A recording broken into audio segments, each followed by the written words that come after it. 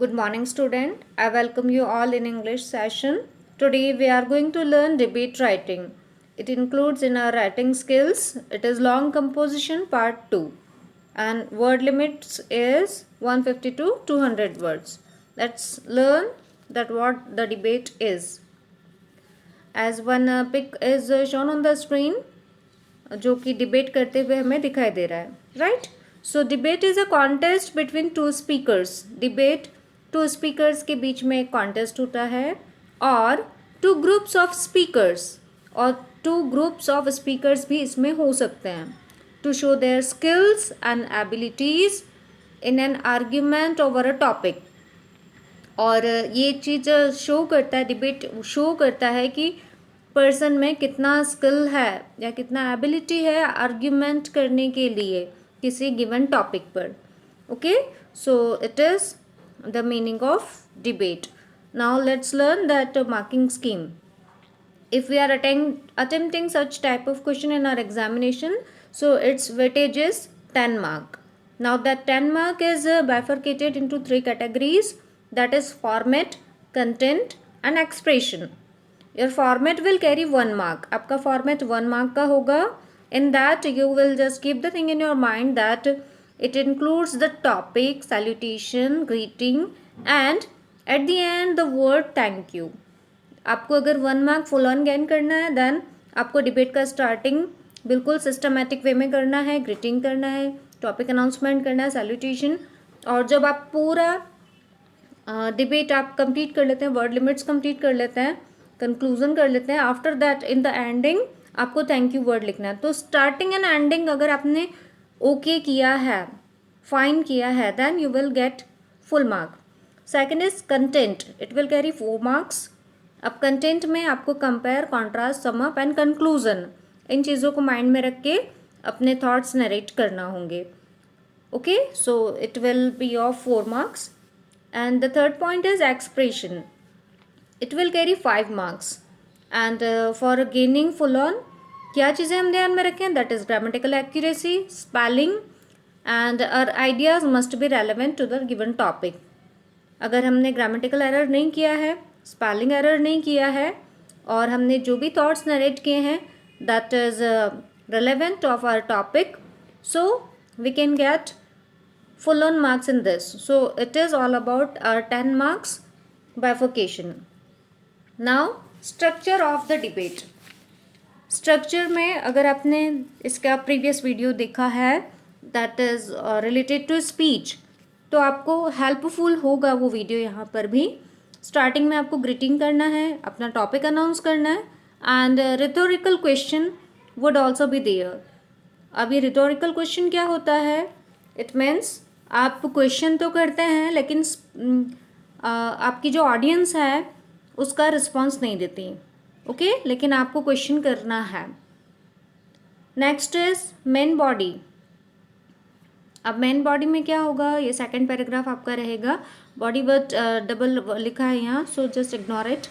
Second paragraph में आपको given topic से रिलेटेड अपने थॉट्स नरेट करना होंगे.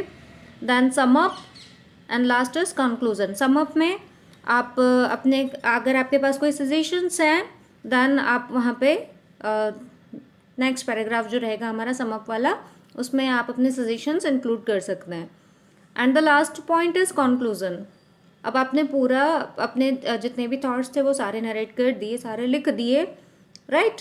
और निष्कर्ष जो भी है आपके अकॉर्डिंग वो आप लास्ट वाला पैराग्राफ में लिखेंगे. और जब ये कंप्लीट हो जाता है then you will just write the word thank you. So it is the structure of our debate. Now how to write debate, it is given over here. Some tagline also we can use. Our first paragraph, हम starting कैसे करें. Structure जानने के बाद भी कुछ student को problem होता है कि ओके हमें स्ट्रक्चर तो आ गया बट फिर भी हम कैसे स्टार्ट करें हमें नहीं आ रहा है.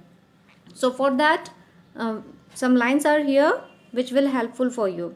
स्टार्टिंग आप कैसे करें, सपोज आपका टॉपिक हो डिबेट का lockdown is boon for us, तो सबसे फर्स्ट आप लेफ्ट हैंड साइड से स्टार्ट करेंगे लिखना. वहाँ पे आपको अपना टॉपिक लिखना होगा, जैसे कि ये लिखा है lockdown is boon for us. Okay, इसके जस्ट बाद आप उस डिबेट के फेवर में हैं या उसके अगेंस्ट हैं, तो जैसे ही आपने टॉपिक फिनिश किया नेक्स्ट लाइन में आपको लिखना होगा, अगर आप फेवर में हैं then you will write for the motion, अगर आप उस टॉपिक के अगेंस्ट में हैं then you will write against the motion. Okay, so it is our title, plus हमने ये भी बता दिया कि हम इसके फेवर में बोल रहे हैं या अगेंस्ट में बोल रहे हैं. Okay, now then greeting. So you can use this tag line, worthy chairperson, honorable judges and my dear friends. as I और I के जस्ट बाद ये डॉटेड लाइन आपको दिख रहा है, right? Here you will use your name. Okay, I stand before you to share my views on. After that again you are just finding dotted line over here. यहाँ पे आप अपना टॉपिक लिखेंगे. Clear? Now I would like to thank my teachers to give me such a superb opportunity to participate in this debate. अब आपने अपने teacher को, जिन्होंने आपको सेलेक्ट किया डिबेट कंपटीशन में पार्टिसिपेट करने के लिए, उन्हें आप थैंक्स भी यहाँ से दे रहे हैं. So these are the starting first paragraph. Now second paragraph. Second paragraph में आपको क्या लिखना है? Narrate your thoughts in sequence. आप अपने थॉट एक प्रॉपर सिक्वेंस में नरेट करते जाएंगे. ओके, और इसमें आप रिटोरिकल क्वेश्चन भी यूज़ कर सकते हैं, right?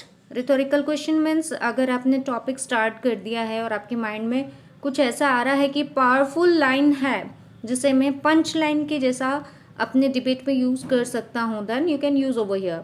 Okay, so our next point is give powerful reasons why you are in favour और अगेंस्ट द टॉपिक. आपको कुछ रीजंस भी यहाँ पे मेंशन करना होंगे कि अगर आप फेवर में हैं तो आप क्यों फेवर में हैं, राइट? अगर आप अगेंस्ट में हैं देन आप क्यों उस टॉपिक के अगेंस्ट में हैं. So just clear your thoughts. Okay, and use facts. जो भी उस टॉपिक से रिलेटेड फैक्ट्स हैं वो भी अगर आप यूज़ करेंगे then your debate will be, your point of view will be very very powerful. Okay, next is can if you can give example related to present, past and future if it is suitable to the given topic. अगर ये आप previous जो time निकल गया है, past है हमारा, right, उससे अगर वो आपके टॉपिक से रिलेटेड कुछ एग्जाम्पल वहाँ पे आपको सिमिलर मिल रहा है then you can use also that example. Okay, so these are all about second paragraph. It is your main body of debate. Now third paragraph, sum up your views in a line. Okay, आपको आपने जितना भी main body जो लिखा है debate का उसमें से कुछ ऐसे पॉइंट्स लग रहे हैं जो आपने बहुत ही फोर्सफुली पावरफुली प्रेजेंट किए हैं और उसका रिटर्न में किसी कोई अपोज नहीं कर पाया उन पॉइंट्स को. आपके अपोनेंट के पास कोई रिस्पॉन्स ही नहीं था उस क्वेश्चन के लिए.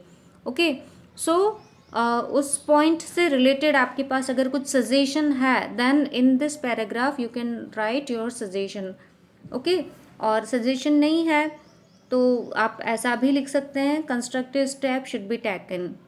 Okay, and come to a particular conclusion.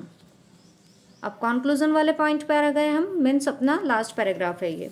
In this para you will conclude your topic. आपको अपना पूरा टॉपिक को कंक्लूड कर देना है इस पैराग्राफ में. जो भी निष्कर्ष है आपकी पूरी डिबेट का वो यहाँ पे आ जाना चाहिए. And it will depend on your topic. ये पूरा डिपेंड करेगा आपके टॉपिक पे. आपने जितना भी सेकंड पैराग्राफ में थॉट्स लिखे हैं वो उस पर भी डिपेंड करेगा. ओके, और जब ये चीज़ हमारा कंप्लीट हो जाता है देन वन लाइन स्पेस छोड़ने के बाद आप लिखेंगे वर्ड thank you.